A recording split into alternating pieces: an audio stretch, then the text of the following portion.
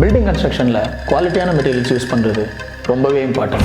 குவாலிட்டியான மெட்டீரியல்ஸை எப்படி சரியான ப்ரைஸில் வாங்குறது, கன்ஸ்ட்ரக்ஷனில் டூப்ளிகேட் மெட்டீரியல்ஸ் எப்படி அவாய்ட் பண்ணுறது, குவாலிட்டி அண்ட் ட்ரூனஸ் எப்படி செக் பண்ணுறது, பில்டிங் கன்ஸ்ட்ரக்ஷனில் மெட்டீரியல் வேஸ்டேஜை எப்படி தடுக்கிறது, என்ன மாதிரியான நியூ கன்ஸ்ட்ரக்ஷன் மெட்டீரியல்ஸ் அவைலபிள் இந்த மார்க்கெட், காம்படிட்டிவ் ப்ராடக்ட்ஸ் என்னென்ன, அலைட் ப்ராடக்ட்ஸ் என்னென்ன, இப்படி பில்டிங் கன்ஸ்ட்ரக்ஷன் சம்மந்தப்பட்ட உங்கள் எல்லா கேள்விகளுக்கும் பதில் தெரிஞ்சுக்க please subscribe our India Walls channel. Hi, welcome to India Walls. நான் வேலவன். இந்த வீடியோவில் நம்ம பார்க்க போகிறது என்னென்னா பிஓபி அண்ட் புட்டி என்ன டிஃப்ரென்ஸ். பிஓபின்னு பார்த்தீங்கன்னா it is called plaster of பாரிஸ்ன்றது தான் பிஓபின்னு சொல்கிறாங்க.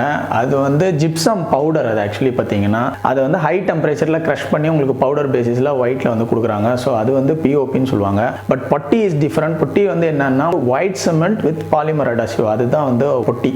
என்ன டிஃப்ரென்ஸ் அப்படின்னு பார்த்தீங்கன்னா, இப்போ நீங்கள் ஒயிட் சிமெண்ட் வித் பாலிமர் அடசிவ்னு சொல்லும்போதே உங்களுக்கு தெரிஞ்சிருக்கும் அதில் வந்து ஸ்ட்ரென்த் வந்து அதிகமாக இருக்கும் அண்ட் பைண்டிங் கெப்பாசிட்டியும் அதிகமாக இருக்கும் அதாவது புட்டியில். பட் பிஓபி கம்பேர் பண்ணிங்கன்னா நீங்கள் வந்து பிஓபியில் வந்து பார்த்தீங்கன்னா உங்களுக்கு லோ பைண்டிங் ஸ்ட்ரென்த் தான் உங்களுக்கு வந்துட்டு. ஸோ அது வந்து ஸ்ட்ரென்த்தான விஷயங்களுக்கோ இல்லை பெர்மனன்ட் ஸ்ட்ரக்சர்ஸ்க்கோ வந்து நம்ம வந்து பெருசாக வந்து பிஓபியை யூஸ் பண்ண முடியாதுங்கிறது தான் வந்து ரியல் டிஃப்ரென்ஸ்.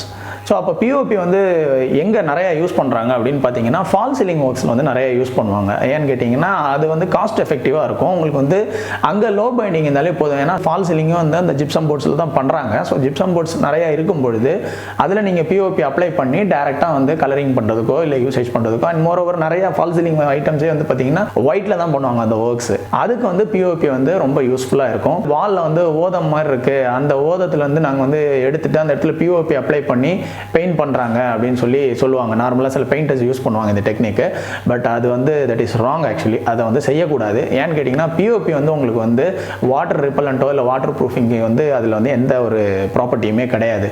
ஸோ அகைன் ஓதம் வந்ததோ இல்லை ஏதாவது வந்ததுன்னா அந்த இடம் பேத்துட்டு அப்படியே விழதான் செய்யும். ஸோ பிஓபி வந்து டேரெக்டாக நீங்கள் அப்ளை பண்ணி அந்த டயத்துக்கு வேணும்னா நீங்கள் வந்து மூடலாமே தவிர பர்மனன்ட் சொல்யூஷனாக பிஓபி வச்சு நீங்கள் பண்ணவே முடியாது.